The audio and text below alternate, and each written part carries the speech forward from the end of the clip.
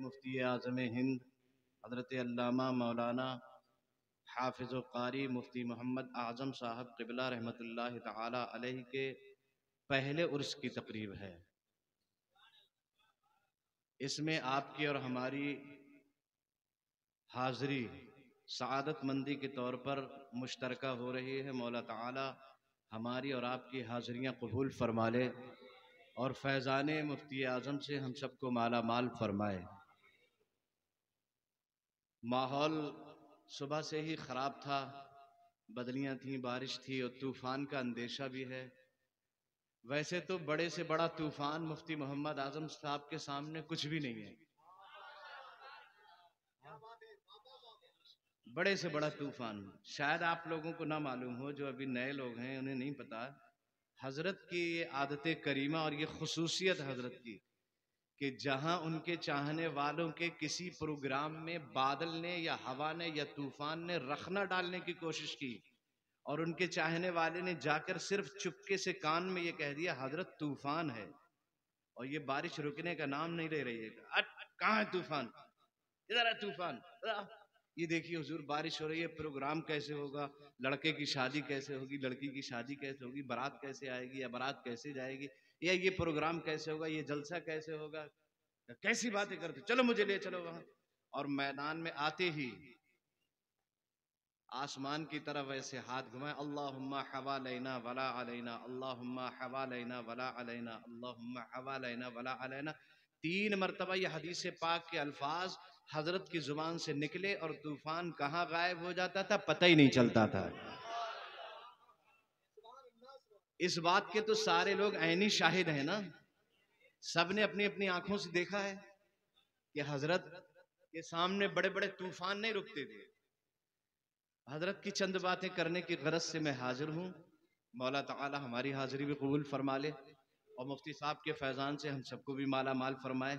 बड़ी तेज़ी से मैं बात जुनैद भाई शुरू करने की कोशिश करूँगा और बहुत जल्द जो है इख्तिताम को पहुँच जाएगी मेरी बात। आप ज़रा माहौल बनाइए, मचल के कह दीजिए सुभान अल्लाह।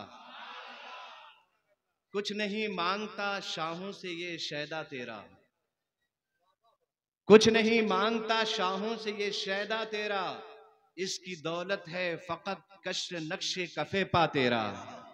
कुछ नहीं मांगता शाहों से ये शैदा तेरा, इसकी दौलत है फकत नक्शे कफे पा तेरा, और दस्तगीरी मेरी तन्हाई में तूने ही तो की, दस्तगीरी मेरी तन्हाई में तूने ही तो की, मैं तो मर जाता अगर साथ न होता तेरा। क्या बात है, क्या बात है, सुभान अल्लाह। कुछ नहीं मांगता शाहों से ये शैदा तेरा, इसकी दौलत है फकत नक्शे कफे पा तेरा, और दस्तगीरी मेरी तन्हाई में तूने ही तो की, मैं तो मर जाता अगर साथ न होता तेरा। लोग कहते हैं कि साया तेरे पैकर का न था, लोग कहते हैं कि साया तेरे पैकर का न था, मैं तो कहता हूं जहां भर पे है साया तेरा। लोग कहते हैं कि साया तेरे पैकर का न था, मैं तो कहता हूं जहां भर पे है साया तेरा, और फिर भी जुल्मात फरोशों को गिला है तुझसे, फिर भी जुल्मात फरोशों को गिला है तुझसे, रात बाकी थी कि सूरज निकल आया तेरा। फिर भी जुल्मात फरोशों को गिला है तुझसे, रात बाकी थी कि सूरज निकल आया तेरा। एक बार और फिर तैबा से फलस्तीन में आ, एक बार और फिर तैबा से फलस्तीन में आ, रास्ता देखती है मस्जिद अक्सा तेरा। रुकू सुजूद तशहुद कयाम बनते गए, रुकू सुजूद तशहुद कयाम बनते गए, हुजूर चलते गए और निजाम बनते गए। रुकू सुजूद तशहुद कयाम बनते गए, हुजूर चलते गए और निजाम बनते गए। जो लोग कुछ भी न थे सदियों से सिवाय गुलाम, जो लोग कुछ भी न थे सदियों से सिवाय गुलाम, दुरूद पढ़ते गए और इमाम बनते गए। जो लोग कुछ भी न थे सदियों से सिवाय गुलाम, दुरूद पढ़ते गए और इमाम बनते गए। बस एक नाम मोहम्मद चुना गया और फिर, बस एक नाम मोहम्मद चुना गया और फिर उस एक नाम से सब नेक नाम बनते गए। शायर आया, उसने कहा कहो सुभान अल्लाह। मुकर्रिर आया, उसने कहा कहो सुभान अल्लाह। नकीब आया, उसने कहा कहो सुभान अल्लाह। और आप लगातार कह भी रहे थे सुभान अल्लाह और बोल भी रहे थे सुभान अल्लाह, और बोलना भी चाहिए सुभान अल्लाह। सुभान अल्लाह का मतलब होता है अल्लाह पाक है, और अल्लाह की पाकी अल्लाह के बंदे नहीं बोलेंगे तो कौन बोलेगा? बोलो, अल्लाह के बंदे ही जब अल्लाह की पाकी नहीं बोलेंगे तो कौन फिर उसकी पाकी बोलेगा? सुभान अल्लाह, अल्लाह की जात पाक है, पाक है अल्लाह की जात। मैं आपसे पूछना चाहता हूं कि आपने जब तक सुभान अल्लाह ना बोली थी तो क्या अल्लाह पाक नहीं था? तब भी वो पाक था। आपके बोलने के बाद भी वो पाक है। ऐसा नहीं है कि आपने बोला तब वो पाक हुआ। और हम अहले सुन्नत वल जमाअत तो कहते हैं कि अल्लाह हर ऐब से पाक है। ये और बात है, बदअकीदा लोग उसे गुनाहों पे कादिर मानते हैं, हम तो उसे हर ऐब से पाक मानते हैं। मुहालात पे उसकी कुदरत नहीं मानते, बदअकीदा मुहालात पे भी उसकी कुदरत मानते हैं। और कोई कहता है कि माअज़ल्लाह अल्लाह झूठ बोल सकता है, कोई कहता है माअज़ल्लाह इम्तिनाए नज़ीर का मसला कितना लंबा मसला है, कोई कहता है कि वो दूसरा मोहम्मद पैदा कर सकता है, कोई कहता है माअज़ल्लाह वो जिना पे कुदरत रखता है। और हम कहते हैं इस तरह की जितनी कबीह चीजें हैं, जितने गुनाह हैं, अल्लाह ताला हर ऐब से पाक है। इसलिए सुभान अल्लाह बोलते हैं और आप कहते भी रहते हैं। लेकिन सुभान अल्लाह का फायदा क्या है? उसका तो कोई फायदा नहीं है। हमारा ये फायदा है कि हमारा जिस्म पाक हो जाता है। सुभान अल्लाह कहने से हमारी रूह पाक हो जाती है। सुभान अल्लाह कहने से हमारी जुबान पाक हो जाती है। सुभान अल्लाह कहने से हमारी नजर पाक हो जाती है। सुभान अल्लाह कहने से हमारा दिल पाक हो जाता है। सुभान अल्लाह कहने से हमारी फिक्र पाक हो जाती है। सुभान अल्लाह कहने से सर के बाल से लेकर बंदा पैरों तक पाक हो जाता है। इसलिए कहा जाता है सुभान अल्लाह सुभान अल्लाह।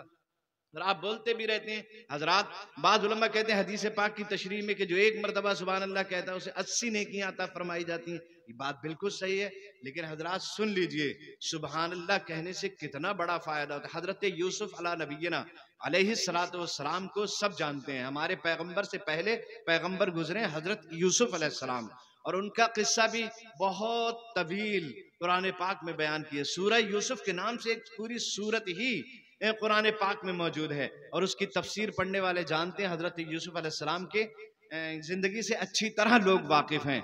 हुआ यूं था, हजरत यूसुफ अलैहिस्सलाम को उनके कुछ भाइयों ने हसद करके, उनसे हसद करके, हजरत यूसुफ से हसद करके, क्योंकि कुछ लोग ऐसे होते हैं जो हसद का मादा उनके अंदर किसी की बुलंदियां और किसी के रुतबे, किसी के मर्तबे देखकर हसद पैदा हो जाता है। उनके भाइयों के अंदर ही हसद पैदा हो गया कि बाप इतना मानते हैं यूसुफ को, और यूसुफ की ये शान है कि 11-11 सितारे इनके लिए सजदा करते हैं, चांद सूरज इनके लिए सजदा करते हैं, और इनके तो मरातिब बुलंद होने वाले हैं। वो हसद करने लगे और ले जाकर एक दिन खत्म करने के इरादे से कुएं में डाल दिया यूसुफ अलैहिस्सलाम को। अब आप देखें अल्लाह जो करता है उसको किसी की खबर नहीं है, उसकी खुफिया तदबीरों से कोई वाकिफ नहीं है। आप अपने हिसाब से जो चाहें कर लें। अगर आपने किसी को नुकसान पहुंचाने की ठान ली है तो ये मत समझिएगा कि खुदा उसका नहीं है। अगर आप किसी को नुकसान पहुंचाना चाहते हैं तो खुदा उसका भी तो है जिसे आप नुकसान पहुंचाना चाहते हैं। अगर उसके मुकद्दर में बुलंदियां लिखी हैं तो आप लाख तदबीरें बना लें, उसका कुछ नहीं बिगाड़ सकते। ले जाके कुएं में डाल दिया, और कुएं में डाला तो थोड़ी देर के बाद ऐसे असबाब पैदा हुए, काफिले ने उन्हें निकाल लिया और यूसुफ को ले जाकर मिस्र के बाजार में बोली लगाना शुरू कर दी। अब हजरत यूसुफ खड़े हुए हैं, सामान सब बिक चुका है, तन्हा यूसुफ बाजार में रह गए। शाम का वक्त हो गया और यूसुफ को खरीदने वालों की लाइन लग गई। हुस्न जमाल का आलम हजरत यूसुफ का यह था कि उनके चेहरे पे नजर भी न ठहर पाती थी। हुजूर फरमाते हैं अना असबह अना अमलह व अखी यूसुफ असबह, मैं मली हूं और मेरा भाई यूसुफ असबा है। मतलब उसका यह होता है कि यूसुफ के चेहरे को अगर कोई देखना चाहता था तो उनके हुस्न जमाल की ताप की वजह से उनके चेहरे पे नजर जम नहीं पाती थी। और हमारे नबी का हुस्न ऐसा था कि जिस सहाबी की नजर चेहरे के जिस हिस्से पे पहुंच गई वहां से हट नहीं पाती थी। क्या बात है भाई, सुभान अल्लाह। फरमाते आना असबह, अना अमलह, मैं मली हूं। इसलिए आला हजरत कहते हैं हुस्न खाता है जिसके नमक की कसम, हुस्न खाता है जिसके नमक की कसम, वो मलीह दिलारा हमारा नबी। तो सरकार अलैहिस्सलातु वस्सलाम की अगर हुस्न सरापा को आप देखेंगे तो अहदीस मुबारका में नबी के हुस्न पाक को अगर किसी ने हुजूर की नाक के हुस्न बयान किया है तो उसने नाक ही का हुस्न बयान किया है, आंखों का हुस्न बयान नहीं किया है। अगर किसी सहाबी से हुजूर की आंखों के हुस्न की रिवायत मौजूद है तो फिर उससे आंखों ही की रिवायत मौजूद है, होठों की रिवायत उससे मौजूद नहीं। अगर किसी सहाबी ने होठों की तारीफ की है हुजूर की और होठों की रिवायत की है तो फिर कानों की रिवायत उससे मौजूद नहीं। और अगर किसी सहाबी ने कानों की रिवायत की है तो फिर उससे थोड़ी मुबारक आपके जो है मुबारक थोड़ी और आपके खद्दो खाल की रिवायत उससे मौजूद नहीं। इसका मतलब यह हुआ कि जिस सहाबी ने हुजूर के हुस्न सरापा को जिस अंदाज में बयान किया उसने बस उसी को बयान किया। ऐसा कोई सहाबी न गुजरा जिसने हुजूर के पूरे चेहरे को बयान किया हो, आंखों को भी उसी ने बयान किया हो, नाक को भी उसी ने बयान किया हो, कान को भी उसी ने बयान किया हो, होठों को भी उसी ने बयान किया हो, लबों को भी उसी ने बयान किया हो। ऐसा कोई सहाबी नहीं गुजरा। हर सहाबी अगर आंख बयान कर दी तो उसने नाक बयान नहीं की, अगर नाक का हुस्न बयान कर दिया तो होठों का बयान नहीं किया। हजरात ये सारी हदीसें जब इमाम अहले सुन्नत ने इकट्ठी की और आपकी नजर होठों वाली हदीस पे पड़ी तो आला हजरत कहने लगे पतली पतली गुले कुद्स की पत्तियां, पतली पतली गुले कुद्स की पत्तियां, उन लबों की नजाकत पे लाखों सलाम। और आपकी आंखों की हदीस पे आला हजरत की नजर पड़ी तो कहने लगे जिस तरफ उड़ गई दम में दम आ गया, जिस तरफ उड़ गई दम में दम आ गया, उस निगाहे इनायत पे लाखों सलाम। और अबरूए मुबारक की हदीस पे नजर पड़ी आला हजरत की तो कहने लगे जिनके सजदे को मेहराब काबा झुकी, जिनके सजदे को मेहराब काबा झुके, उन भावों की लताफत पे लाखों सलाम। और कान वाली हदीस पे नजर पड़ी आला हजरत की तो कहने लगे दूर नजदीक के सुनने वाले वो कान, कान लाले करामत पे लाखों सलाम। और जब पूरा सराफा बयान हो गया तो कहने लगे अल्लाह अल्लाह वो बचपने की भवन, अल्लाह अल्लाह वो बचपने की भवन, उस खुदा भाती सूरत पे लाखों सलाम। सुभान अल्लाह, सुभान। मुहद्दिसीन ने इस पर जिरह की और बहस की, ऐसा क्यों है कि जिस सहाबी से होठों का हुस्न बयान किया गया है उसने नाक का हुस्न बयान नहीं किया, जिसने आंख का बयान किया है उसने कानों का हुस्न बयान नहीं किया। इस पे मुहद्दिसीन ने जब जिरह की और जब बहस की तो फिर बात ये निकल के आई, हक बात यह है मुस्तफ़ा के चेहरे की तरफ जो पहली मर्तबा देखता था और पहली नजर नबी के जिस हिस्से पर पड़ जाती थी वहां से नजर हटने का नाम ही नहीं लेती थी, वहां से नजर हटने का नाम ही नहीं लेती थी। इसलिए नजर जम गई तो जम गई और यूसुफ के चेहरे पे नजर जमने का नाम नहीं लेती थी और मुस्तफ़ा के चेहरे से नजर हटने का नाम नहीं लेती थी। इतने हसीन थे हजरत यूसुफ। अब मिस्र में इतने हसीन बच्चे को खरीदने के लिए लोगों की लाइन लगी पड़ी है, लोगों की जो कतार लगी हुई है हजरत यूसुफ को खरीदने वालों की। उन्हीं खरीदने वालों में एक बूढ़ी औरत भी थी। किसी ने पूछा बूढ़ी औरत तू क्या यूसुफ को खरीदेगी? तुझे पता भी है यूसुफ की बोली लगते लगते किस ऊंचाई पे पहुंच गई है? तुझे पता भी है यूसुफ की बोली कहां तक पहुंच गई? आसमानों को छू रही है यूसुफ की बोली। और तू तो कल्लाच है, नादार है, गरीब है, तू कैसे यूसुफ को खरीद पाएगी?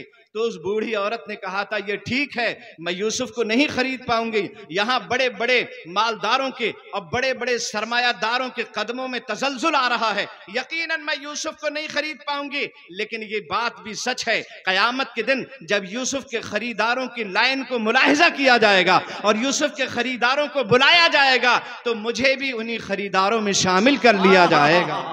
वाह वाह वाह वाह, नारे तकबीर, नारे रिसालत, मसलके आला हजरत।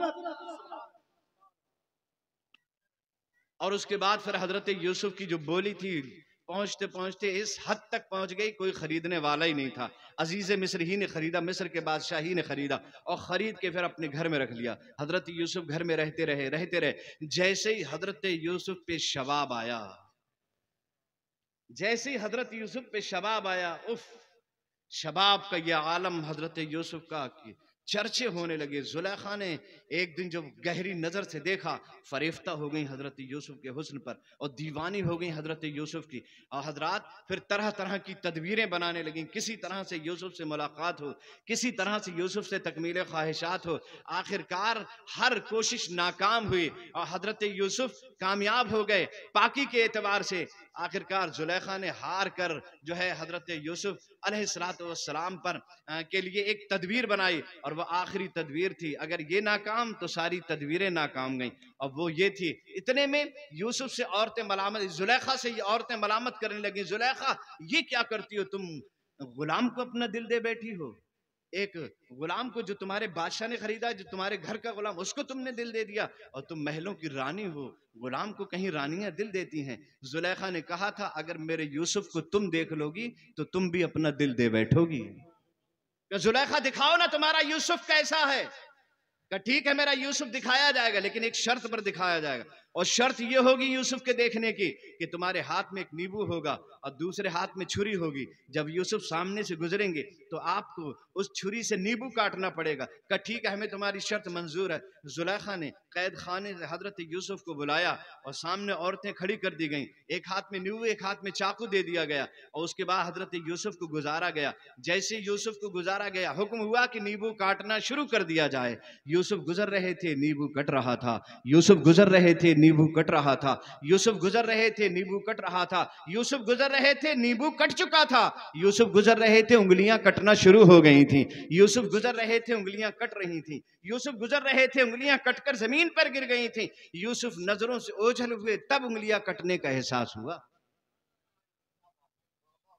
तब देखा उफ, हमने तो दीदार यूसुफ में महब हो करके अपनी उंगलियां ही काट डाली, अपनी उंगलियां ही कट गईं।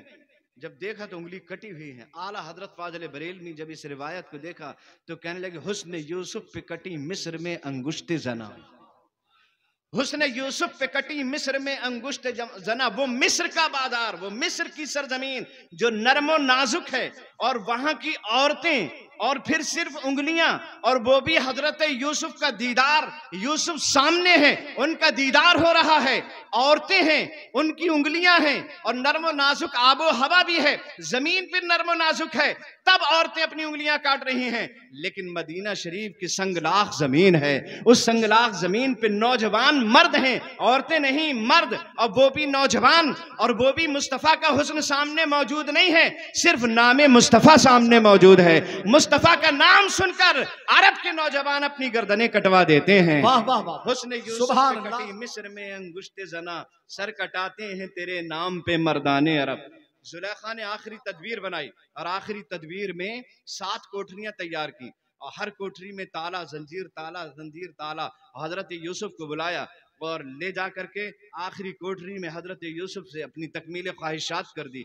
और जैसी तकमील ख्वाहिशात की हजरत यूसुफ ने सुना कि जुलेखा किस तरह की बात करती, कुरान कहता वलक़द हम्मत बिही व हम्मा बिहा लौला अर्रा बुरहाना रब्बी। वो तो इरादा बना चुकी थी, यूसुफ भी इरादा बना लेते अगर हमारी निशानियां ना देखते। हजरत यूसुफ ने जैसे ही सुना वैसी दौड़ लगा दी वहां से। और जब दौड़ लगाई, अब आप देखें दौड़ क्यों लगाई है, गुनाहों से बचने के लिए दौड़ लगाई है। दौड़ पड़े वहां से, और जैसे ही दरवाजे के पास आए ताला खुद ब खुद खुल गया, जंजीर खुद ब खुद खुल गई, दरवाजा खुद ब खुद खुल गया। हजरत यूसुफ दूसरे दरवाजे, दूसरे कमरे में, फिर तीसरे कमरे में, फिर ताला खुद ब खुद खुला, फिर चौथे कमरे में। जुलेखा पीछे पीछे, यूसुफ आगे आगे, जुलेखा पीछे पीछे, यूसुफ आगे आगे। जब 7वीं कोठरी क्रॉस करने वाले थे हजरत यूसुफ, जुलेखा मायूस होने वाली थी, और दिल में ये इरादा हो गया, और उसने सोच लिया अब यूसुफ मेरे हाथ लगने वाला नहीं है। बस वहीं से लपक के जो हजरत यूसुफ को पकड़ा, तो हजरत यूसुफ तो हाथ में नहीं आए, हजरत यूसुफ का कुर्ता हाथ में आ गया, और कुर्ते का दामन हजरत जुलेखा के हाथ में रह गया। इतने में यूसुफ बाहर हो गए। मालूम यह हुआ अगर कोई बंदा गुनाहों से बचने का इरादा बना ले तो अल्लाह ताला खुद ही उसे बचा लिया करता है, और जो खुद गुनाहों की दलदल में फंसना चाहे तो फिर उसे कोई नहीं बचाता है। इरादा कर ले बचने का तो अल्लाह बचा लेता है। जैसे बाहर निकले, अजीज मिस्र ने देख लिया, मिस्र के बादशाह ने, यूसुफ तुमने तो गजब कर दिया, मेरे ही घर में रहे और मेरे ही घर में छेद करने की कोशिश कर रहे थे, मेरे घर में रहे और मेरे घर में इस तरह की हरकतें। हजरत यूसुफ ने कहा नहीं, ऐसा हो ही नहीं सकता। अरे आप ये हरकत करने की बात करते हो, यूसुफ के तो दिल में भी ख्याल पैदा नहीं हुआ है। मैं पाक हूं, मेरे तो दिल में भी ख्याल पैदा नहीं हुआ। पैगंबर पाक होता है, गुनाहों से मासूम होता है, मेरे तो ख्याल भी नहीं आया। जुलेखा औरत थी और औरत होशियार होती है, कहने लगी मैं क्या करूं, हाय मैं तो बर्बाद, हाय मैं तो ये होगी, हाय मैं तो वो होगी। अजीज मिस्र ने कहा यूसुफ तुम्हारी कोई गवाही है तुम्हारे पास कि तुम अपनी पाकी की गवाही दे सको? हाँ हाँ क्यों नहीं, मेरे पास गवाही है। का क्या गवाही है? का ये जुलेखा की खाला का लड़का 4 दिन का पालने में लेटा हुआ है, यही मेरा गवाह है। मिस्र के बादशाह ने कहा कहीं 4 दिन का बच्चा भी गवाहियां दिया करता है? यूसुफ ने जवाब दिया था अगर मेरा रब चाहे तो बेजान कंकरियां भी गवाही दे देती हैं। ये तो इंसान का बच्चा है, अगर रब चाहे तो बेजान कंकरियां भी गवाही दे देती हैं।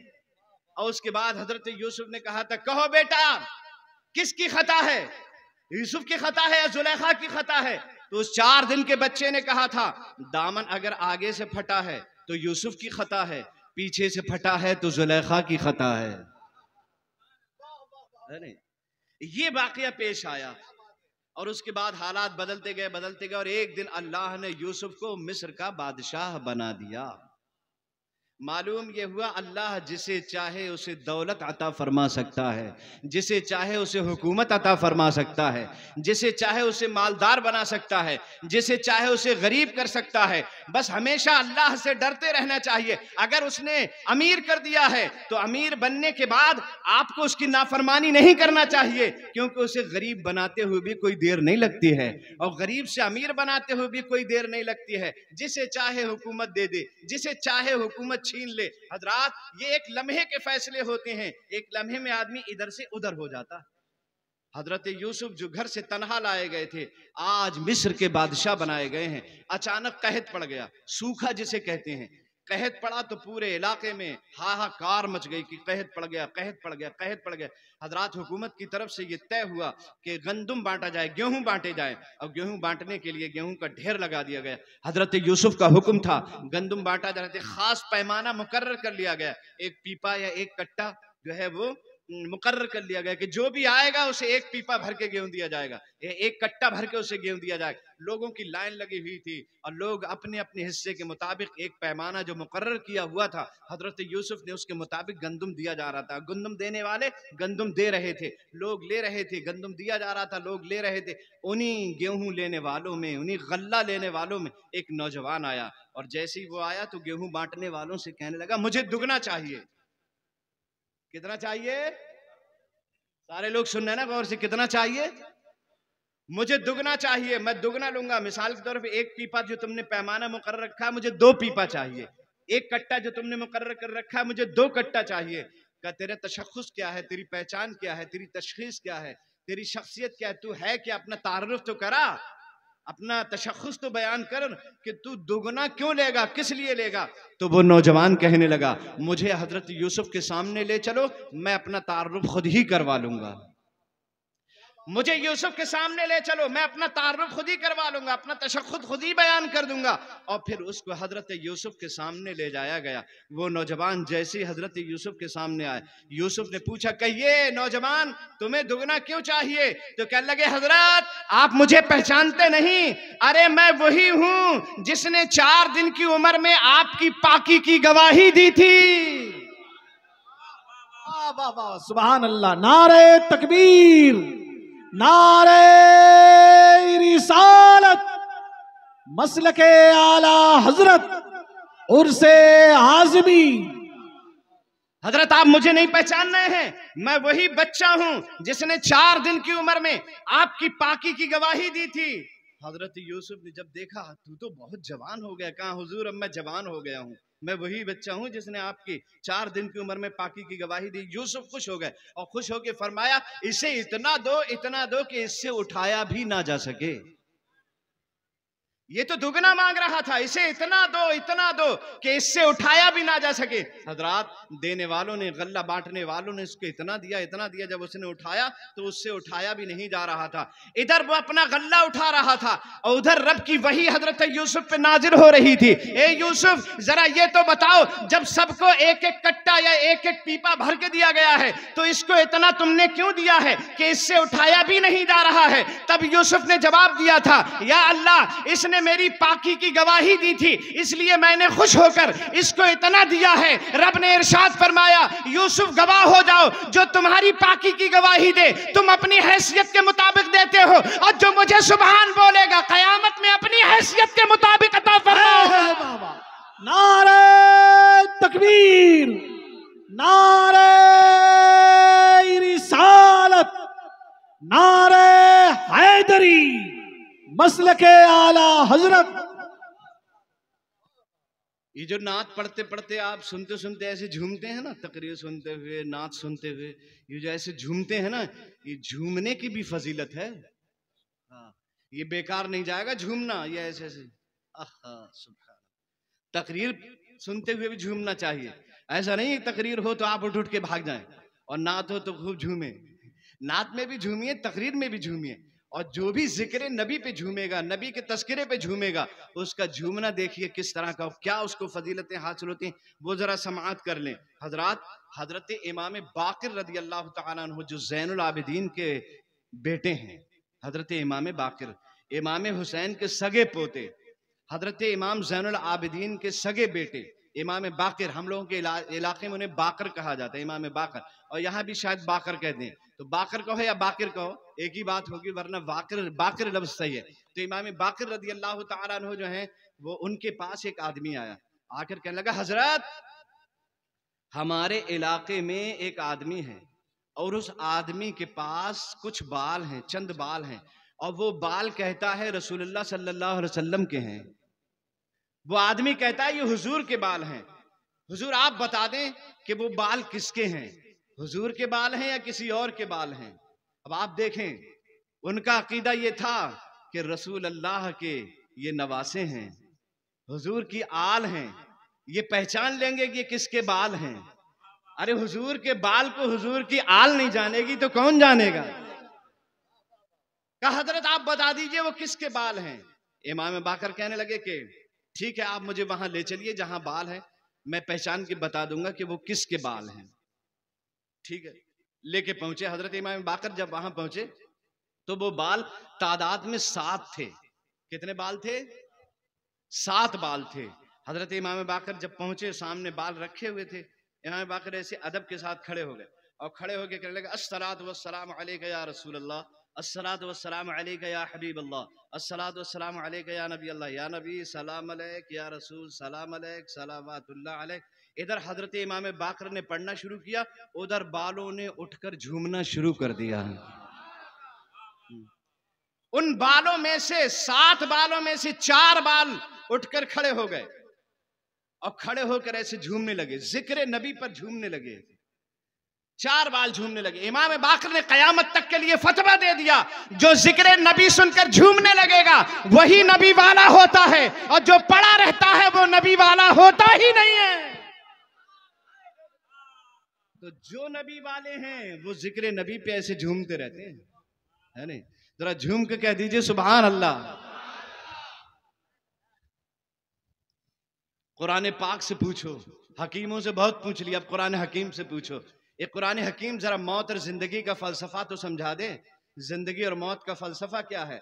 आज हमारा शेख कब्र के अंदर तशरीफ ले गया है, आज हमारे पीर कब्र के अंदर तशरीफ ले गए हैं, आज हमारे उस्ताद कब्र में तशरीफ ले गए हैं। उलमा कहते हैं कब्र वाले जिंदा होते हैं। कुरान तू बता, क्या जिंदा होते हैं या नहीं होते हैं? जरा मौत और जिंदगी का फलसफा समझा दे। जिंदा कौन होता है, मुर्दा कौन होता है? कुरान से जब आप पूछेंगे कुरान हकीम से मालूम करेंगे तो कुरान हकीम जवाब देगा। जिंदगी का फलसफा समझना चाहता हो तो समझो, वला तक़ूलू लिमन युक़्तलू फ़ी सबीलिल्लाहि अम्वात बल अहयाउम वलाकिन ला तशऊरून। अगर जिंदगी का फलसफा समझना चाहते हो तो सुनो, जो राह खुदा में मर जाते हैं, राह खुदा में शहीद हो जाते हैं, वो जिंदा हैं और अल्लाह के पास उन्हें रिस्क दिया जाता है, लेकिन तुम्हें उनकी जिंदगी का कोई शऊर नहीं है। हजरात, जो राह खुदा में शहीद हुए हैं, शहीद किसे कहते हैं? मैदान कारजार है, दुश्मन की तलवार है, इधर से इस्लाम की खातिर मुसलमानों का काफिला है, उधर से मुशरिकीन हैं, कुफ्फार हैं और घमासान की लड़ाई चल रही है, और इसी में तलवार किसी मुसलमान को लग जाए और उस तलवार से इंसान मर जाए तो उसी मरने वाले को शहीद कहा जाता है, और उसी शहीद को कुरान जिंदा कह रहा है। कुरान ने कहा जो इस्लाम की खातिर लड़कर मर जाए वो जिंदा है। मैंने अपने उस्ताद फकीह असर हजरत अल्लामा मुफ्ती मोहम्मद आजम साहब खलीफा मुफ्ती आजम से पूछा, हजरत शहीद की जिंदगी तो कुरान पाक में मौजूद है, वला तक़ूलू लिमन युक़्तलू फ़ी सबीलिल्लाहि अम्वात, लेकिन औलिया अल्लाह की हयात कुरान पाक में कहाँ से साबित है? बुजुर्ग, हाँ, तफसीर पढ़ते वक्त हमने हजरत से पूछा, जिनका आज पहला उर्स है, हमसे अच्छी बात हजरत की कौन बताएगा? है नहीं? ऐसे बुलाने को तो किसी मुकर्रर को बुला लो, बड़े से बड़े मुकर्रर को बुला लो, है नहीं? लेकिन जो हजरत के करीब रहा होगा वो हजरत की बातें हजरत के उर्स में ज्यादा बताएगा। समझे? हजरत बताइए औलिया अल्लाह की जो है हयात कहां से साबित है? तो कहने लगे, सुनो, ये जितने भी औलिया अल्लाह होते हैं ये नफ्स के साथ जिहाद करते हैं। हाँ, नफ्स के साथ जिहाद करते हैं, शैतान के साथ जिहाद करते हैं। और ये जो नफ्स है ना, नफ्स, इसके खिलाफ जिहाद करना ये जिहाद अकबर कहलाता है। और मैदान कारदार में तलवार लेकर लड़ना वो जिहाद असगर कहलाता है, वो छोटा जिहाद है। और नफ्स से लड़ना ये बड़ा जिहाद है। जब छोटे जिहाद में शहीद होने वाला जिंदा है तो बड़े जिहाद में शहीद होने वाला जिंदा क्यों नहीं होगा? जब मैदान कारजार में मरने वाला जिंदा है तो फिर राह खुदा में अपने नफ्स को मार करके मरने वाला जिंदा क्यों नहीं होगा? लिहाजा औलिया अल्लाह सब जिंदा हैं। हजरात, कुरान ने कहा जिंदा हैं, शहीद जिंदा हैं, जो राह खुदा में मरे वली वो सब जिंदा हैं। ये जिंदगी का फलसफा है। मौत किसे कहते हैं? तो कुरान कहने इन्नका ला तुस्मिउल मौता, ऐ महबूब, जो मुर्दा हैं वो आपकी बात को सुनते नहीं हैं। इसका सीधा तर्जमा यह है, मुर्दे आपकी बात को नहीं सुनते। इसका मतलब यह हुआ कि अगर अबू जहल, अबू लहब, उतबा, शैबा, बनु उमैया और मुशरिकीन मक्का नबी की बातों को नहीं सुन रहे हैं तो अगरचे वो जिंदा है लेकिन कुरान उन्हें मुर्दा कह रहा है। अबू जहल चल फिर रहा है जरूर, लेकिन कुरान उन्हें मुर्दा कह रहा है। हजरत अबू बकर जरूर कब्र अनवर में चले गए हैं लेकिन कुरान उन्हें फिर भी जिंदा कह रहा है। ये जितने महबूब वाले हैं वो अगरचे कब्रों में चले जाते हैं लेकिन कुरान उन्हें जिंदा कहता है। और जो नबी की बातों को नहीं सुनते हैं अगरचे चलते फिरते हैं लेकिन कुरान उन्हें मुर्दा कहता है। और ये भी सुन लो, जो यहाँ मुर्दा है वो कब्र में भी मुर्दा है। कब्र में कैसे मुर्दा? वो सुनो, जब फरिश्ते कहते हैं मा कुंता तक़ूलु फ़ी हक़्क़ि हाज़ा अर्रजुलिल लज़ी बुइसा फ़ीकुम, जो तुम्हारे दरमियान मबूस किए गए उनके बारे में तुम्हारा क्या ख्याल है? ये जो पैगंबर इनके बारे में तुम्हारा क्या ख्याल है? तो वो कहते हैं हा हा ला अदरी, हा हा ला अदरी, अरे मैंने तो कुछ सुना ही नहीं, मैंने तो कुछ सुना ही नहीं, मैंने तो कुछ नहीं। इसका मतलब यहां भी मुर्दा, जिंदा रहे तब भी मुर्दा और कब्र में चले जाएं तब भी मुर्दा। लेकिन जो नबी के वफादार होते हैं वो जिंदगी में भी जिंदा हैं और मरने के बाद भी जिंदा हैं, अपनी कब्रों में भी जिंदा हैं। लिहाजा भी हम कह सकते हैं तमाम अंबिया अपनी कब्रों में जिंदा हैं, तमाम सहाबा अपनी कब्रों में जिंदा हैं, तमाम औलिया किराम अपनी कब्रों में जिंदा हैं, बल्कि हर मोमिन अपनी कब्र में जिंदा है, हर मोमिन अपनी कब्र में जिंदा है। अगर जिंदा ना होते तो सुनो, तफसीर रूहुल बयान, एक बहुत मोतबर किताब का नाम है तफसीर रूहुल बयान। इसके मुसन्निफ हैं हजरत इस्माइल हक्की रहमतुल्लाह ताला अलैह। आज दीवानों की बातें नहीं होंगी, आप कहेंगे ये मियाँ वो मियाँ फलाने मियाँ की बातें हो रही हैं। आज फरजानों की बातें होंगी, आज अक्लमंदों की बातें होंगी, आज होश वालों की बातें होंगी, दीवानों मजजूबों की बातें नहीं होंगी। आज अक्ल वालों की बातें होंगी, आज इल्म वालों की बातें होंगी। तफसीर रूहुल बयान में हजरत इस्माइल हक्की रहमतुल्लाह अलैह ने एक वाक़या नकल किया है। यही इन्नका ला तुस्मिउल मौता की तफसीर में लिखा है आपने। शेख अबुल अली नाम के एक बुजुर्ग थे, एक अल्लाह वाले थे, बहुत बड़े अल्लामा, बहुत बड़े काबिल, बहुत बड़े फाजिल, शेख अबुल अली नाम था। खुश पोशाक, खुश लिबास है नहीं है, और खुश चाल, खुश गुफ्तार, खुश रफ्तार, बड़े खूबसूरत देखने में, साफ सुथरे। हजरात चंद दुर्वेश उनकी बारगाह में आ गए, उनकी खिदमत में आए, उनके घर पे, उनकी खानकाह में चंद दुर्वेश आ गए। वो फटे हाल मजजूब टाइप के, मैले कुचैले थे, लेकिन शेख अबुल अली ने उनका इकराम किया, उनकी ताजीम के लिए खड़े हो गए। और ताजीम के लिए खड़े होने के बाद उनका इकराम किया, उन्हें मेहमान बनाया, उन्हें खिलाया, उन्हें पिलाया। और उसके बाद जो है उनकी ताजीम, कुछ लोग कहने लगे हजरत ये मैले कुचैले कपड़े पहने रहते हैं और आप इतने साफ सुथरे कपड़े पहनकर इन दुर्वेशों की खिदमत में लगे हुए हैं, ये आप क्या कर रहे हैं? तो शेख अबुल अली ने कहा था, अल्लाह के बंदे तो हैं, मैले कुचैले तो क्या है, अल्लाह के बंदे ही तो हैं, नबी के उम्मती ही तो हैं, और फिर मुसाफिर हैं, और मुसाफिर की भी अपनी हैसियत होती है, मुसाफिर की दुआएं कबूल हो जाती हैं। मुसाफिरों से दुआएं इसलिए करवाना चाहिए क्योंकि अल्लाह ताला मुसाफिरों की दुआएं कबूल फरमा लेता है। का मुसाफिर है, मोमिन है, इनकी ताजीम करना चाहिए। अचानक उन्हीं दुर्वेशों में एक दुर्वेश का इंतकाल हो गया, फकीर का इंतकाल होगा। जब इंतकाल हुआ तो उसको ले जाके दफन करने लगे, कफन उफन पहना के दफन किया गया, और शेख अबुल अली उनकी कब्र में उतरे। ये तफसीर रूहुल बयान में लिखा हुआ है। बंद खोल दिया गया उसका, और बंद जब खोला, हजरात ये बंद क्यों खोला जाता है जानते हो? बंद इसलिए खोला जाता है ताकि मुस्तफ़ा जाने रहमत का सही से दीदार कर सके, क्योंकि हर मोमिन की कब्र में मुस्तफ़ा तशरीफ लाते हैं। हमारे नबी की नजरों से तो कुछ नहीं छुपा हुआ है, लेकिन हमारे एतबार से बंद खोला जाता है। और हजरात जब बंद खोला जाता है तो चेहरा मुर्दे का काबे की तरफ होता है।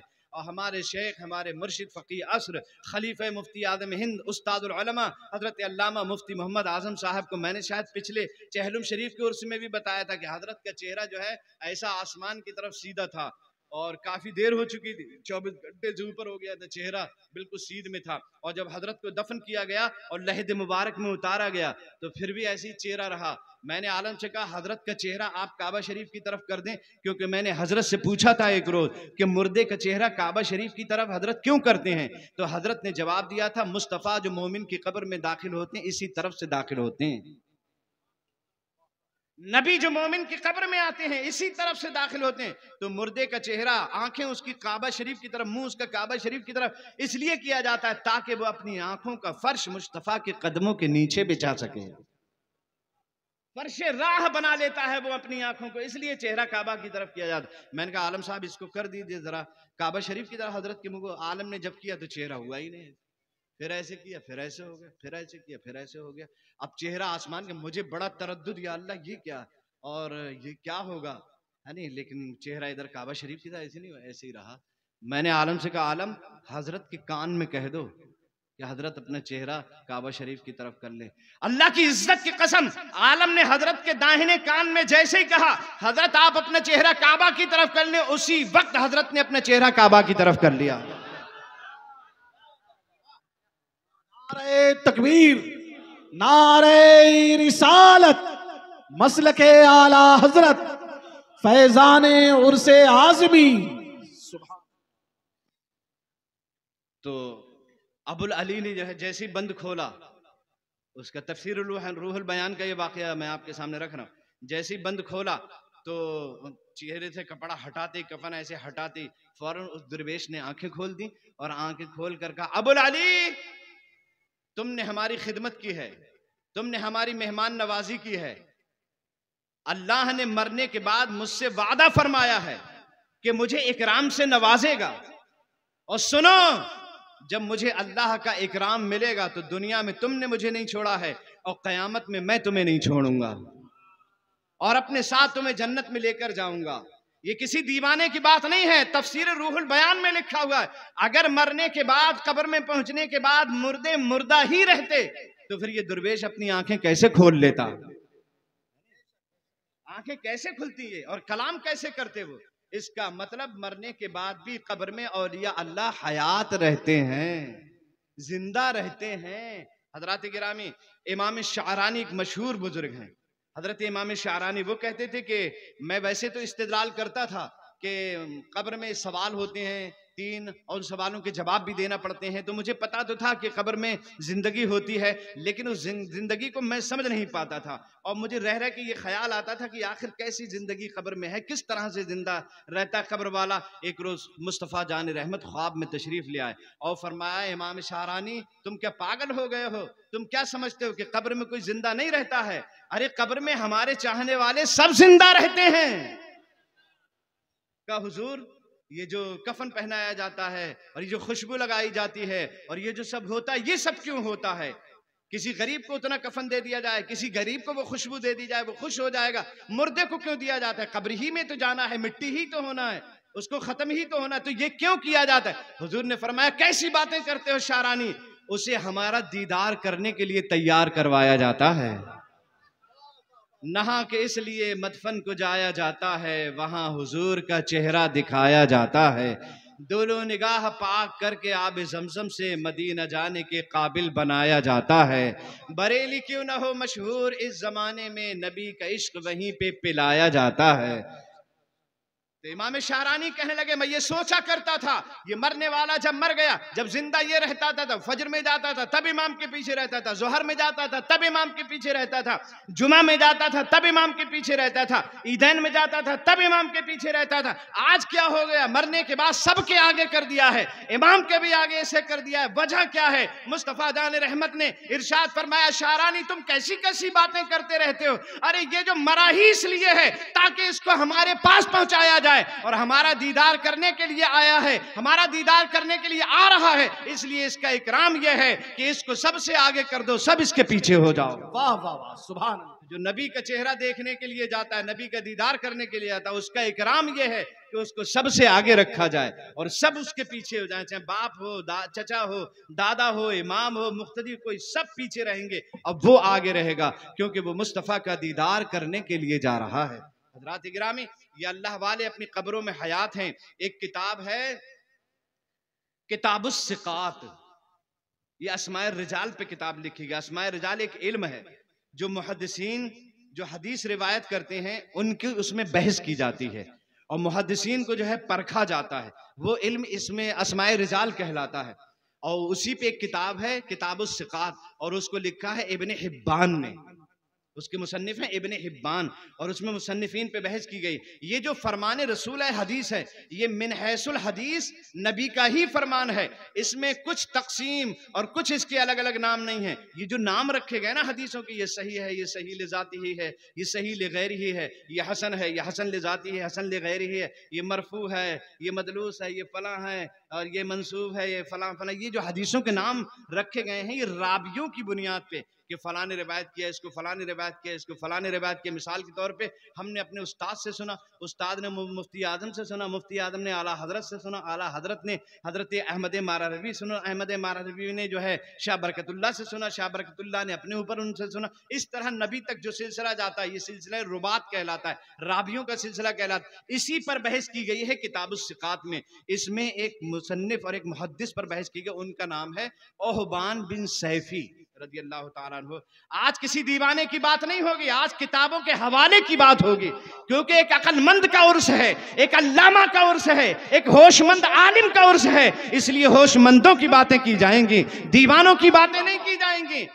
इब्ने हिब्बान ने लिखा है और बहस की है ओहबान बिन सैफी के बारे में। और जानते हो ओहबान बिन सैफी ये बसरा के मुहद्दिस थे, ये बसरा में जो है वो हदीस पढ़ाया करते थे, बसरा के मुहद्दिस थे, बड़े मुहद्दिस थे। और जानते हो हजरत अबू ज़र ग़िफ़ारी रज़ी अल्लाह ताला अन्हु जो हुजूर के सहाबी हैं, उनके सगे भांजे हैं ये हजरत ओहबान बिन सैफी, सगे भांजे हैं ओहबान बिन सैफी।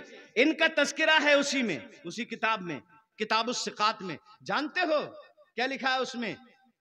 हजरत ने विसाल होते वक्त अपने शागिर्दों को बुलाया, ओहबान बिन सैफी ने, और शागिर्दों को बुलाने के बाद कहा, सुनो भाई, मुझे जो कफन दिया जाएगा वो बिना सिला हुआ कफन दिया जाएगा, सिला हुआ कफन मुझे मत देना, क्योंकि पहले ऐसा होता था कपड़े की कमी हो जाने की वजह से सिला हुआ कफन भी दे दिया जाता था, और सिला हुआ कफन देना कोई ऐब नहीं माना जाता था, कोई हुक्मन शरान कोई उसमें बुराई नहीं थी, कम कपड़ा होने की वजह से सिला हुआ कफन दे देते थे। लेकिन हजरत ओहबान बिन सैफी कहने लगे, मुझको देखो भाई, सिला हुआ कफन मत देना, बिना सिला हुआ कफन मुझे चाहिए। अब जब हजरत का विसाल हो गया तो शागिर्द इकट्ठे हुए, और जब सारे शागिर्द इकट्ठे हो गए तो उनमें बहस हुई कि सिला हुआ कफन दिया जाएगा, बिना सिला हुआ कफन दिया जाएगा, सिला हुआ कफन दिया जाएगा, ये बेसिला हुआ कफन दिया जाएगा। हजरत कुछ शागिर्द ऐसे थे जो इस बात पर मुत्तफिक हो गए कि हजरत को सिला हुआ कफन दिया जाएगा, और इसी पे इत्तेफाक हो गया सबका कि सिला हुआ कफन दिया जाएगा हजरत को। कहा ठीक है, सिला हुआ कफन दिया, सिला ही दे दो। सिला हुआ कफन दे दिया और फिर ले जा करके उनको कब्रिस्तान में दफन कर दिया, उनके कब्र अनवर में सुपुर्द कर दिया, कब्र के दफन कर दिया। जब सारे लोग लौट कर आए तो क्या देखते हैं, उनके हुजरे में खूंटी पर उनका कफन टंगा हुआ था और साथ में एक पर्ची पड़ी हुई थी, और उसी पर्ची पर लिखा हुआ था, तुम क्या समझते हो हम तुम्हारे कफन के मोहताज हैं? तुम क्या समझते हो हमारे पास कफन है? लो संभालो अपना कफन, हमें अल्लाह ने जन्नत का कफन अता फरमा दिया है। सुभान अल्लाह, सुभान अल्लाह। नारे तकबीर, नारे रिसालत, मसलके आला हजरत फैजान हुजूर मुफ्ती आजम हिंद उर्से आजमी। अगर मरने के बाद औलिया अल्लाह जिंदा ना होते तो ओहबान बिन सैफी ये मुहद्दिस थे, और मुहद्दिस तो हमारे शेख भी थे, बरेली शरीफ में मुहद्दिस ही तो थे, मुफ्ती आजम हिंद के मदरसे में मुहद्दिस ही तो थे। और ये एक मुहद्दिस है जो अपना कफन ले जाके दे रहा कि लो पकड़ो अपना कफन, हमें तुम्हारे कफन की कोई जरूरत नहीं, अल्लाह ने हमें जन्नत का कफन अता फरमा दिया है। ये मुहद्दिस ही तो है, हमारा शेख भी मुहद्दिस था। आज मुहद्दिसों ही की बातें होंगी। और जानते हो किताब है फतहुल कदीर, और फतहुल कदीर ये फ़िक़्ह हनफी की किताब है, फ़िक़्ह हनफी की किताब। आला हजरत ने इसकी शरह भी लिखी है, अब वो शरह हमारे हजरत के पास है। हाँ, आला हजरत ने जो शरह लिखी है वो अपने मुफ्ती साहब के पास थी, शायद वो अब नूरी मस्जिद में होगी या फिर खालिद मियाँ साहब को दे दी होगी, क्योंकि दुबई के एक साहब आए थे, वो कह रहे थे कि हमें उसका अक्स करवा दीजिए, हम उसका फोटो ले लेंगे फतहुल कदीर का जो आला हजरत ने शरह लिखी है उसकी। बहरहाल तो फतहुल कदीर के जो मुसन्निफ हैं उनका नाम तो वैसे कमाल है, नाम तो उनका कमाल है, हजरत कमाल, शेख कमाल नाम है, लेकिन उनके इमाम हुमाम कहते हैं।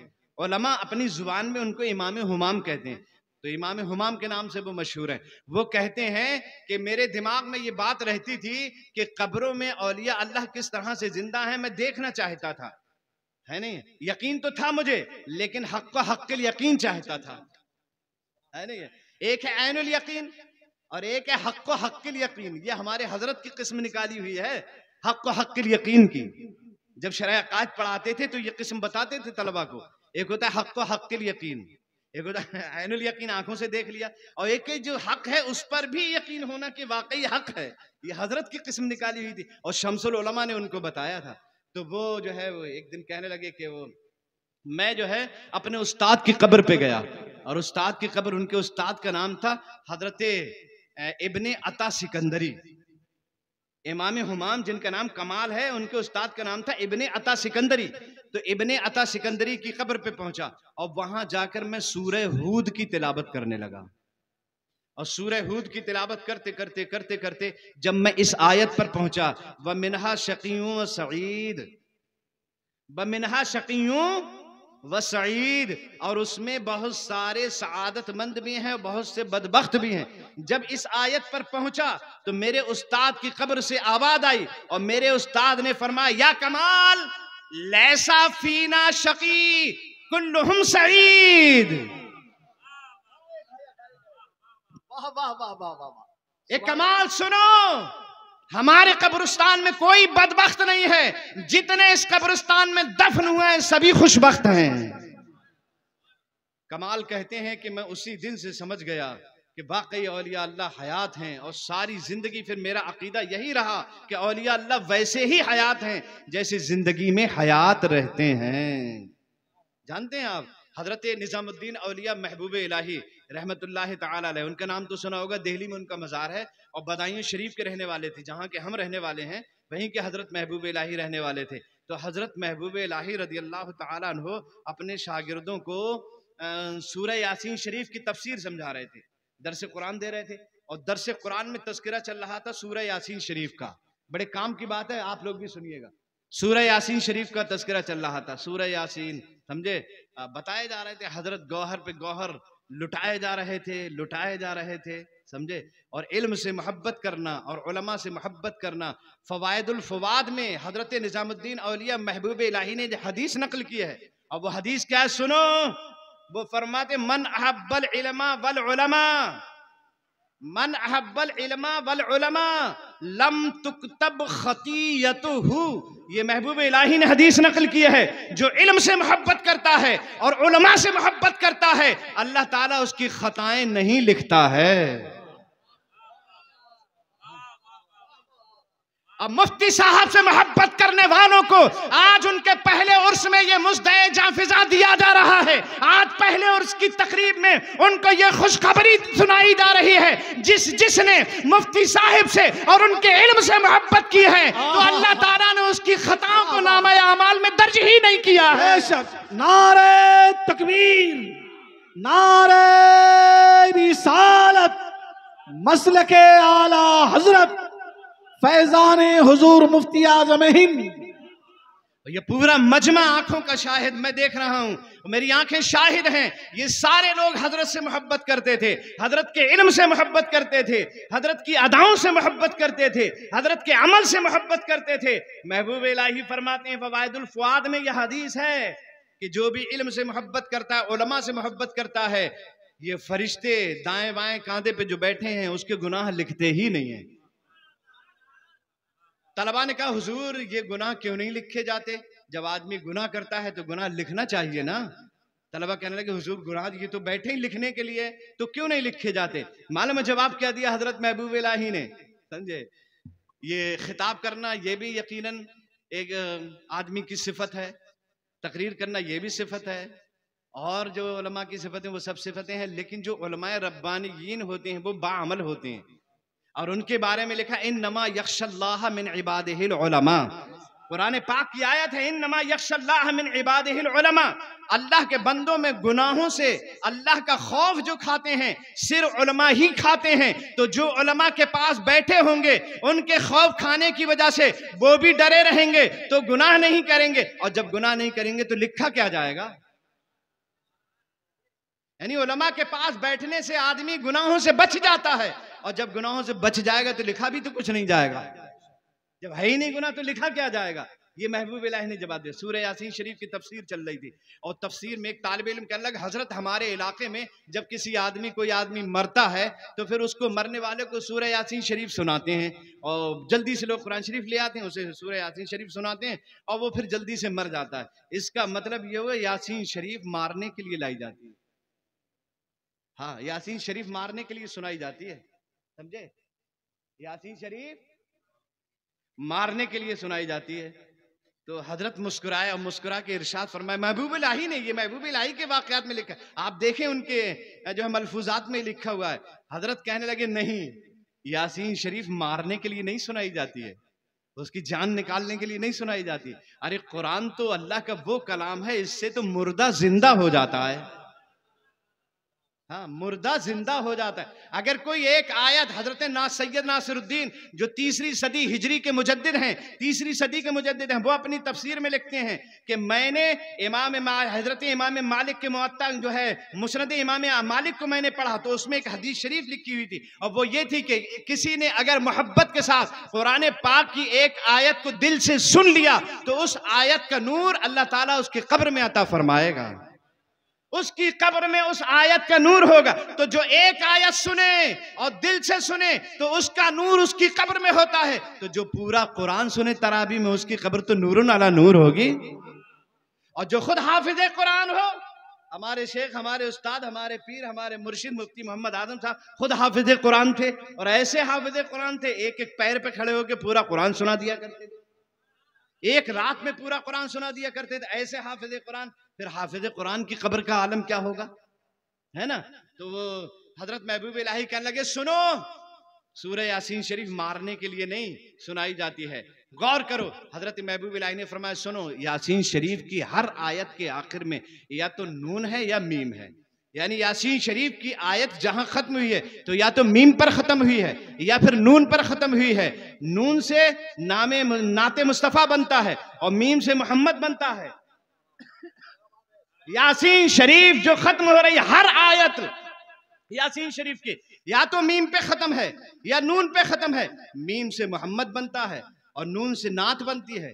तो इसका मतलब ये हो कि सूरह यासीन शरीफ जो मुर्दे को सुनाई जाती है वो नात की शक्ल में सुनाई जाती है ताकि मुर्दा झूमने लगे। और जब रूह झूमने लगती है, मुर्दा झूमने लगता है नात मुस्तफ़ा सुन करके, तो फिर उसकी रूह मलकुल मौत निकालते हैं और ऐसे निकल जाती है जैसे आटे से बाल निकल जाता है। तो यासीन शरीफ जो है वो मारने के लिए नहीं सुनाई जाती है बल्कि रूह को झूमने के लिए सुनाई जाती है ताकि उसकी रूह झूमने लगे और उसकी रूह निकलने का उसको एहसास ना हो। ये हजरत महबूब इलाही रहमतुल्लाहि ताला अलैह ने फरमाया। तो नासिरुद्दीन कहते हैं कि मैंने एक किताब में पढ़ा था, ये कंजुल उम्माल में ये हदीस शरीफ दर्ज है। वो कहते हैं कि कुरान पाक के ताल्लुक से लिखा है, यासीन शरीफ जिस काम के लिए पढ़ी जाती है वो काम होकर ही रहता है। जिस काम के लिए पढ़ी जाती है वो काम होकर ही रहता है, उस काम को कोई रोक नहीं सकता। वो कहते हैं नासिरुद्दीन कि मुझको एक बीमारी लग गई और वो बीमारी सख्ते की बीमारी थी, और जब वो बीमारी मुझे लगी तो मैं बेहोश हो गया, मुझ पे कौमा तारी हो गया, मैं सख्ते में आ गया। लोगों ने समझा कि मेरा इंतकाल हो गया। ये नासिरुद्दीन है, 3री सदी हिजरी के मुजद्दिद हैं, समझे। वो कहते हैं कि लोग समझे कि मैं मर गया, और जब लोगों ने समझा मैं मर गया तो फिर तदफीन की तैयारी होने लगी, कफन पहनाया गया, कब्र में ले जाके मुझे डाल दिया गया। अब कब्र में मुझे जब डाला गया कब्र बंद कर दी गई। मैं हकीकत में अगर मरा होता तब तो मेरी कब्र में मलकुल मौत आते, और अगर मैं मरा नहीं था इसलिए मलकुल मौत भी नहीं आए। मरता तो फिर मलकुल मौत आते, मलकुल मौत नहीं आए। 3रे दिन जब मेरा बदन गर्म हुआ तो मैंने देखा कि मैं कहाँ हूं। आंख खुली, दाएं हाथ तरफ देखा तो फिर दीवार नजर आई थी, बाईं तरफ हाथ के तो फिर दीवार नजर आई थी, पैर की तरफ एक दीवार, सर की तरफ। मैं समझ गया अरे मुझे कब्र में डाल दिया।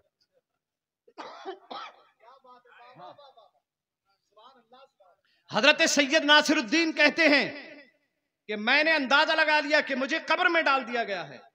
अब मुझे हुजूर की वो हदीस याद आई कि सूरह यासीन शरीफ जिस काम के लिए पढ़ी जाती है वो काम हो ही जाता है। मैं सूरह यासीन का हाफिज था, मैंने सूरह यासीन शरीफ पढ़ना शुरू कर दी। समझे।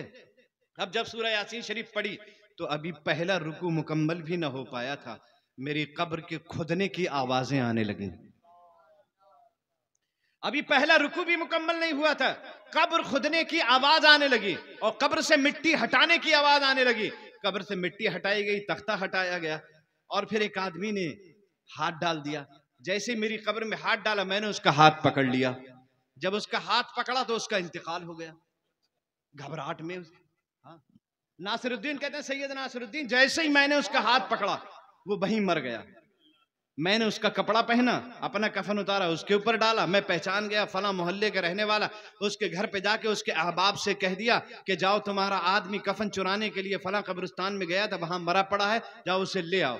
उसके घर जाके खबर दे दी और मैं फिर अपने घर आ गया। और सारी जिंदगी वो कहते रहे, जिस जलसे में जाते थे, जिस मजमे में जाते थे, तो ये कहते थे लोगों ये मत समझना कि सूरह यासीन शरीफ मारने के लिए है, बल्कि सूरह यासीन शरीफ तो जिंदगी अता करने के लिए है। सूरह यासीन शरीफ तो जिंदगी अता करने के लिए है। तो कब्र में जब ये अल्लाह वाले, ये हाफिज़ कुरान, ये उलमाए किराम जब जाते हैं तो इनका खास प्रोटोकॉल होता है, जैसे क़यामत के दिन इनका खास प्रोटोकॉल होगा। मुस्तफ़ा जान रहमत फरमाते, मैं अपने और उम्मतियों को तो क़यामत के दिन हौज़ कौसर प्यालों से पिलाऊंगा, कासों से पिलाऊंगा, लेकिन उलमा को हौज़ कौसर अपने हाथों से पिलाऊंगा। और सारे मोमिनों को जो पिलाया जाएगा वो कासों से पिलाया जाएगा, और उलमा को जो हौज़ कौसर पिलाया जाएगा वो मुस्तफ़ा के हाथों से पिलाया जाएगा। मैंने कुरान पाक की आयत पढ़ी, रब्बनग़फ़िरली वलिवालिदैया वलिलमुमिनीन। हजरात ये हदीस जो मैं पढ़ने जा रहा हूँ, हजरत इमाम जलालुद्दीन सुयूती रहमतुल्लाह अलैह से रिवायत की गई है। उन्होंने इस हदीस को अपनी किताब में जगह दी है। उम्मती उम्मतुन मरहूमतुन, बेशक मेरी उम्मत उम्मत मरहूमा है। नबी ने फरमाया मेरी उम्मत पर रहम किया गया है, मेरी उम्मत उम्मत मरहूमा है। लोगों ने सवाल किया, हुजूर आपकी उम्मत उम्मत मरहूमा किस तरह है, आपकी उम्मत पे अल्लाह ने कैसे रहम किया है? तब हुजूर ने फरमाया तदखुलु कुबूरहा बिजुनूबिहा व तखरुजु मिनहा वला जुनूबा अलैहा। मेरे कुछ उम्मती ऐसे होंगे जब कब्र में जाएंगे तो गुनाह उनके साथ होंगे, लेकिन जब कब्र से उन्हें निकाला जाएगा तो गुनाह खत्म हो चुके होंगे। अब सहाबा हैरत में पड़ गए, या रसूल अल्लाह, कब्र में पहुंचने के बाद तो आदमी कुछ ऐसा काम करता ही नहीं है जिससे गुनाह उसके खत्म हो जाए, तो ये कब्र में जाने के बाद इसके गुनाह कैसे खत्म हो गए? हुजूर ने फरमाया, वही तो मर गया था, अपने पीछे अपनी औलाद छोड़ आया था, वही तो मर गया था, अपने पीछे अपने शागिर्द छोड़ आया था, वही तो मर गया था, अपने पीछे अपने मुरीद छोड़ आया था। उसके मुरीदों ने, उसकी औलादों ने, उसके शागिर्दों ने उसके नाम से महफिल सजाई है, कुरान की तिलावतें करवाई हैं, दुरूद पाक पढ़े हैं, उनके तोहफे भेजे हैं, उन्हीं के सदक़े में इसको गुनाहों को माफ कर दिया गया है। यानी पिछलों के सदक़े में अगलों के गुनाहों को माफ कर दिया जाता है। हज़रात गिरामी, तो ये प्रोटोकॉल उलमा किराम को दिया जाता है, और छोटी मोटी बात ना समझे कोई उलमा को। शेख मुजद्दिद हजरत फारूक सरहंदी रहमतुल्लाह ताला अलैह, मुजद्दिद अल-फ़सानी, ये 12वीं सदी के मुजद्दिद हैं, हजरत मुजद्दिद अल-फ़सानी रहमतुल्लाह ताला अलैह। वो फरमाते हैं, ये दीवाने की बात नहीं है, ये अक्लमंद की बात है, फरजाने की बात है, मुहद्दिस की बात है, मुजद्दिद की बात है। वो कहते हैं, अगर कोई आदमी मेरी कब्र से एक मुट्ठी मिट्टी लेकर किसी गुनाहगार की कब्र पे रख दे तो उस मुट्ठी मिट्टी के सदक़े में अल्लाह ताला उस गुनाहगार की मग़फ़िरत फरमा देता है। छोटी मोटी बात नहीं है, बहुत बड़ी बात है। हजरात गिरामी, ये कब्र में जो उलमाए किराम या मोमिनीन तशरीफ ले जाते हैं, इनकी बड़ी शानें हैं। जैसी कब्र में फरिश्ते आते हैं तो फिर इनको उठाते हैं, और उठाने के बाद ये हदीस पाक में लिखा है, उठकर भी बैठ जाते हैं। मोमिन उठकर भी बैठ जाता है। बदअकीदा ये कहते हैं मरने के बाद कुछ नहीं होता, कोई करवट भी नहीं बदल सकता, लेकिन मुस्तफ़ा फरमाते हैं, ये बदअकीदा कहते हैं कि करवट भी नहीं बदल सकता, लेकिन मदीने वाले फरमाते हैं वो उठकर बैठ जाता है। वयजलिसो, तो वो उठकर बैठ जाता है। वयमसहु ऐनैह, और वो अपनी दोनों आंखें मलता है। वयमसहु ऐनैह, और अपनी दोनों आंखें मलता है। और जैसे ही वो कब्र में गया होता है और आंखें मल के ऐसे करके देखता है, समझे, इज़ा उदखिलल मय्यतुल क़ब्र मुस्सिरत लहु शम्सु इंदा गुरूबिहा।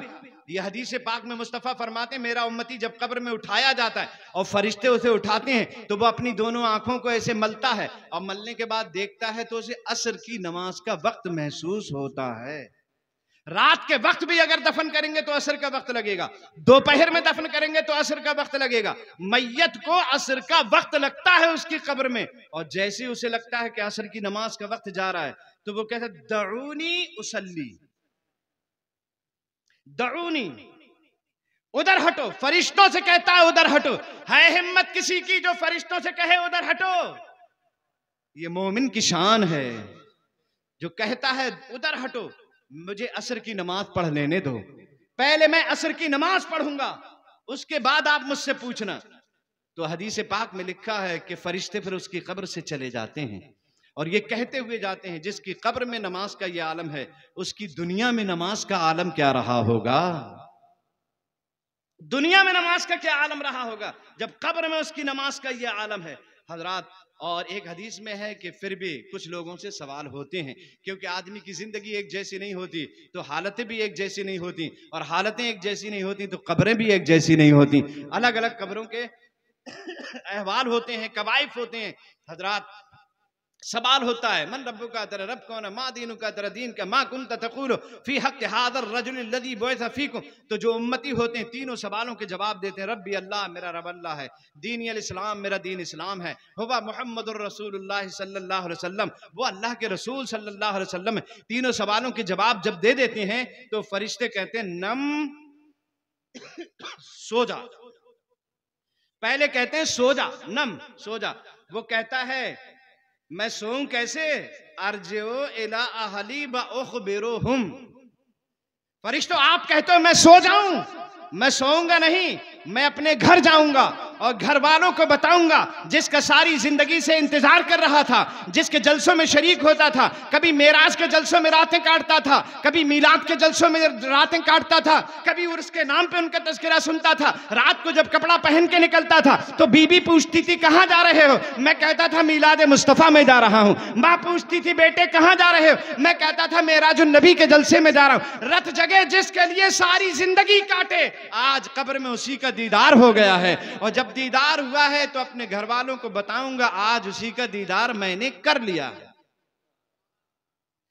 अर्जिओ इला अहली व उखबिरुहुम, ये हदीस पाक है। वहाबियों देवबंदियों की तरह नहीं कि मरने के बाद सारे मामलात खत्म हो गए, ऐसा नहीं होता है। वो घर जाने की ताकत भी रखता है, घर जाने की कुव्वत भी रखता है। ईमानदारी से बताना, जब वो कहता अर्जिओ इला अहली व उखबिरुहुम, मैं अपने घर जाऊंगा और घर वालों को बताऊंगा कि मैंने नबी का दीदार कर लिया, तो उसके सामने क्या कब्र की मिट्टी का ढेर नहीं होता है, उसके सामने सड़कें नहीं होती हैं, उसके सामने पहाड़ नहीं होते हैं, उसके सामने दीवारें शहर नहीं होते हैं। लेकिन फिर भी जो नबी का दीदार कर लेता है उसके सामने पहाड़ कोई हैसियत नहीं रखते हैं। जो नबी को देख लेता है उसके सामने कब्र की मिट्टी का ढेर कोई हैसियत नहीं रखता है। और उसके बाद फिर फरिश्ते कहते हैं अभी से लालच देना पड़ेगा।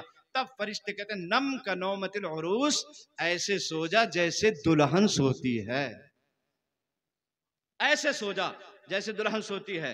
तो दुल्हन जो है वो कहीं पहली रात में सोती है, अरे वो तो इस तरह सोती है कि जहां कदमों की आहट हुई खट से आंखें खोल देती है नहीं, पट से आंखें खोल देती है। और उसे इंतजार रहता है कि उसके बंद कब्रे में उसके खादिम के खाबिंद के अलावा कोई नहीं आएगा। और ऐसी उम्मती को इंतजार रहता है उसकी बंद कब्र में मुस्तफा के अलावा कोई नहीं आएगा। और उसके बाद जब फरिश्ते कहते हैं ऐसे सो जा जैसे दुल्हन सोती है, तब अल्लाह ताला गैब से आवाज लगाता है, फयुनादी मुनादिम मिनस समा, हदीस पाक में है। फिर समा से, आसमान से मुनादी निदा करता है, फरिश्तों तुम इससे कहते हो ऐसे सो जा जैसे दुल्हन सोती है, तो क्या दुल्हन ऐसे सफेद लट्ठे के कफन में सोती है? दुल्हन क्या ऐसी मिट्टी पे सोती है? दुल्हन क्या ऐसी कब्र में होती है? दुल्हन की बंद कब्र बंद होती है कि कमरा बंद होता है? नहीं। अगर इसे दुल्हन कहते हो तो फिर उसे वअलबिसूहु मिनल जन्ना वफिरशूहु मिनल जन्ना वफ्तहू लहू बाबम मिनल जन्ना, आप इसको दुल्हन कहने से पहले इसे जन्नत का लिबास पहनाओ, इसके नीचे जन्नत का बेड बिछाओ, जन्नती फर्श बिछाओ, जन्नत का दरवाजा इसकी तरफ खोल दो, और उसके बाद फिर कहो कि अब सो जा जैसे दुल्हन सोती है। हजरात, फिर जन्नत का कफन पहनाया जाता है, जन्नत का फर्श बिछाया जाता है, जन्नत के दरवाजे खोले जाते हैं। हजरात, मुस्तफा जान रहमत फरमाते हैं कब्रुल मोमिन रौज़तुम मिन रियाजिल जन्ना, मोमिन की कब्र जन्नत के बागों में से एक बाग बना दी जाती है। अब इस तरह से वो अपनी कब्र में रहता है। और लिखा हुआ हमारे अकायद में ये शामिल है कि कब्र अपने बेगाने को ऐसे पहचानती है जैसे दुनिया में एक दूसरे को पहचाना जाता है।